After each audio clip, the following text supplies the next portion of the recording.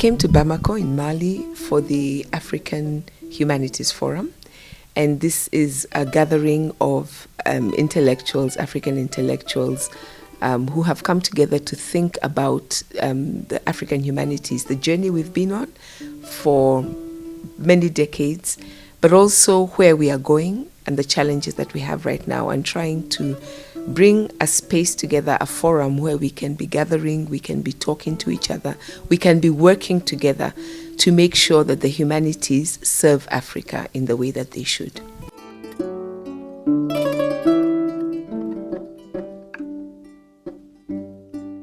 Well, performance goes with humanities because the way I understand performance is the word performance comes from the root word perform, and for us as performance scholars, to perform means to make meaning, to know.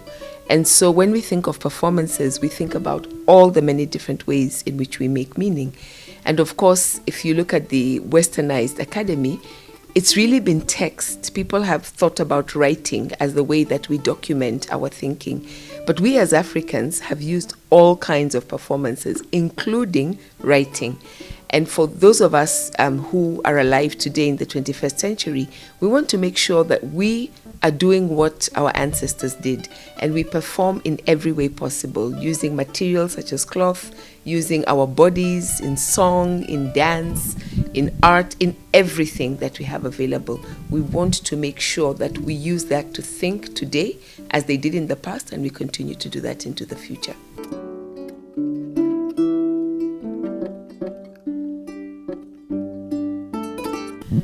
I think, speaking as myself as an academic, for somebody who's in the academy, a lot of times when we're doing, quote, serious research or serious teaching, we tend to use the same methodologies that have been used in the Western academy, which means we privilege the written word.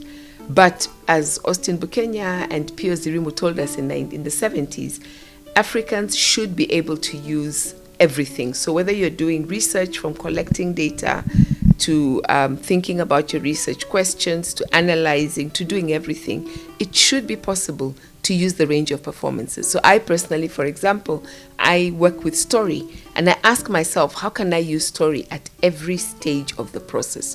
From when I begin to ask the questions, to find out what questions I need to ask, all the way until I publish my work. And it's the same thing with my teaching. So we are all coming from different places, but we want to be able to use the whole potential of everything that we are as human beings to be able to do our thinking.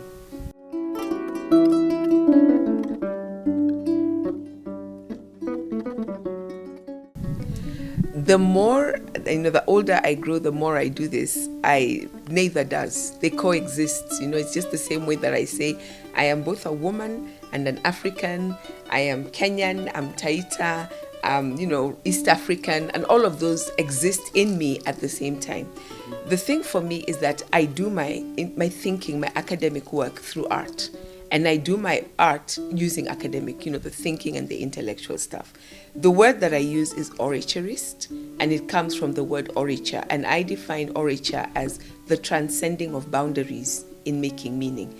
That means when I first started, I used to say I'm a theater person, I'm an actor. Then I said I'm a storyteller, I use my word. Now I use everything. I sing, I dance, I tell stories using the oral voice. I use cloth a lot. In fact, part of my research is on cloth. And the same way that I transcend the boundaries of genre, I also transcend the boundaries of what role am I playing. So any of my stories, even the simplest story, has gone through a process of research. It's gone through a process of thinking about what is it that I want this story to carry. And then when you get the story, what you're getting is a vessel that is inside it has a gift for very many people. Some people will just come for the entertainment, but hopefully something will be there that somebody who wants to think deeply, it will hit them, sometimes even long after. I've had people say to me, wow, I heard this story a year ago, and it's only just occurred to me in that little bit that there was also this. And sometimes people are telling me things I didn't even know were there. And that, I think, comes out of the research that you do, which gives the story or your piece of music or your art, whatever it is, it gives it additional life. Because I believe that the art itself comes to you as a gift. And when it comes as a gift, whatever gives you, whoever, some people will say it is God, some people will say it's the ancestors, some people will say the spirit, whatever it is you believe gives you that art, already has put in it what needs to be there. Your job is just to prepare to be the best vessel that you can be.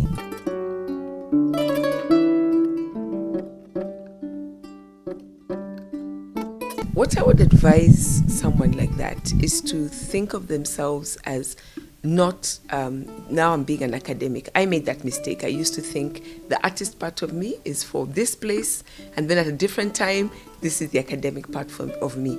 I would say start thinking of doing it together. My PhD, for example, I looked at story. That was the subject of what I was doing. But I also was in a program that allowed me to perform even as I was doing it. And what I found worked for me really well was I found it really important. I don't just tell stories. I first of all do research. What is it that this story wants me to do with it? What is it that I can learn first before I can share it with other people? So I think no matter what your art form is to always think about this as the absolute privilege to be able to lead others into thinking and doing serious intellectual work using your art form, and not try to separate out the thinking from the performing.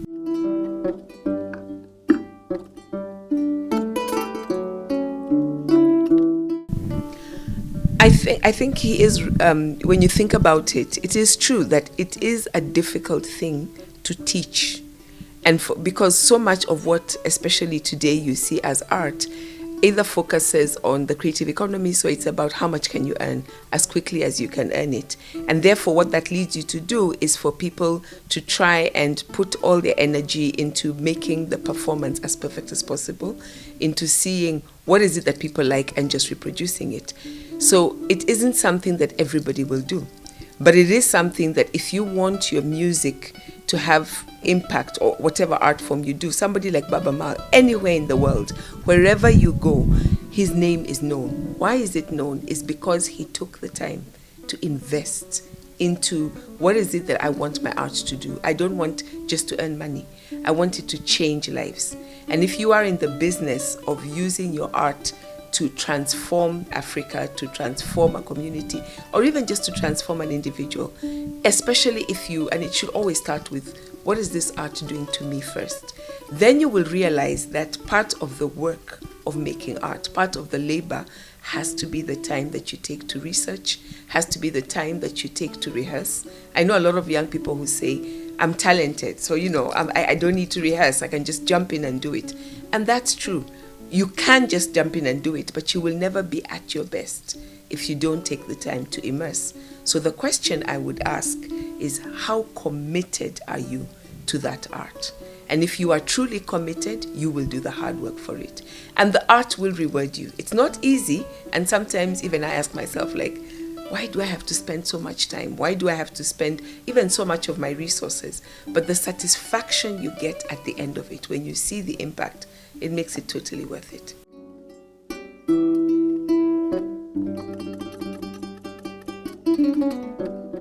And that's absolutely right. I hadn't thought about it that way until you asked, but that's absolutely right. And I think when you love what you do, you don't even feel the work. Sometimes you are exhausted. I'll tell you something. I have done shows when I've had like 2 hours of sleep, and before I get on stage, I am completely exhausted. The minute I step on stage, I don't even know where the energy comes from. After that, I'm ready to collapse. But the minute I'm in that space of performance, something happens, because it is what I love to do. And it's the only thing, I think I'm the most blessed person on this earth because I'm doing what I love.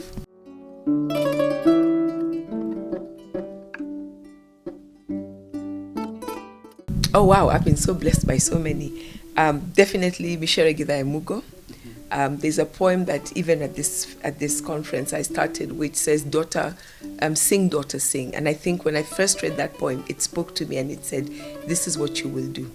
Kofi Anyidoho is somebody else who's really, really influenced me. Kofi Anyidoho is a Ghanaian. He's an academic. Actually, he's both Mchai and Kofi, now that I think about it, what's similar about them is that they are teachers, they are researchers, they're academics in the finest sense of the word. They're both professors, but both of them are also artists. And both of them do the work that they do by performing it. One way that I know my teachers is that I perform their work as well, and they've allowed me to do that. Trina Mlope, who's a South African, she's called the mother of storytelling in South Africa. She's also been a really great influence to me. And then among my peers, there's an old friend of mine who passed away about 20 years, but I still feel his influence in my life, Johnny Nderito. And then the team that I work with at the Orecha Collective, Abubakar Zain, Mweni Lundi, Agano Dero, and Kawive Wambua, because we've worked together, and the iron sharpens iron. They'll be the first ones to call me out, to tell me you're not doing your best. And so even though none of them are academics, they're artists. They are people who constantly encourage me. And then, of course, fellow intellectuals, the Codestria community, people like Nana Ekwe Anyidoho, Godwin Murunga, actually, there's too many to mention. But it's actually a family of people.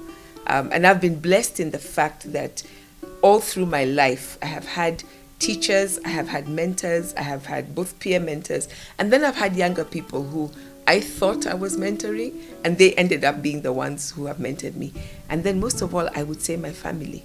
My grandmother was a storyteller. Her sister who lived with us was a storyteller. My godmother was a storyteller. My mom, her ethics and work. My dad, who just freed me to go out into the world. So I've been blessed with a family of many, many people.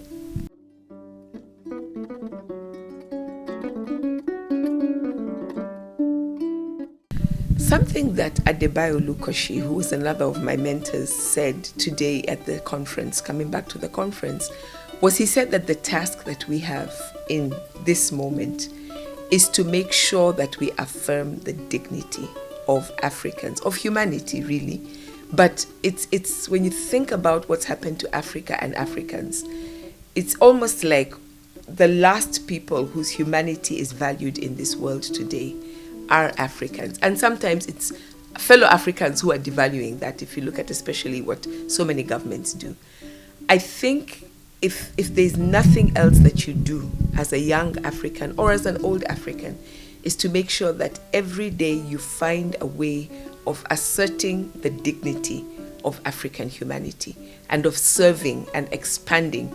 Because the more we do that, the more all of us rise to our potential. And I truly, honestly, sincerely believe that the world can only rise as Africa rises, and not in the way that people say, oh, Africa rising. I really mean that when Africans in all their beauty and depth and intelligence and power are truly living out their potential on this earth becomes, the world becomes a better place.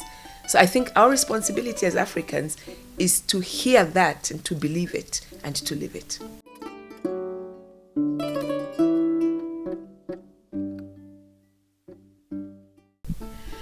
So when I first heard and saw the name Amani, I'll tell you this, to be very, very honest, I just thought, what an amazing name.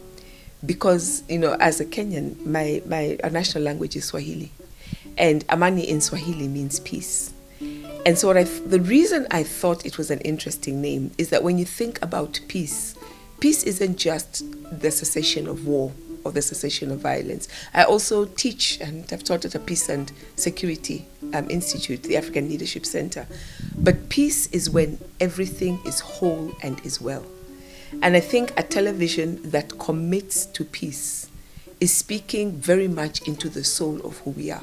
It's speaking about inner peace. It's speaking about peace with each other. It's speaking about peace with the world. But I also really loved the fact that it is also speaking to young women who are also almost always the most vulnerable. And it is uplifting and, really asserting the humanity, back to that word, of all of us.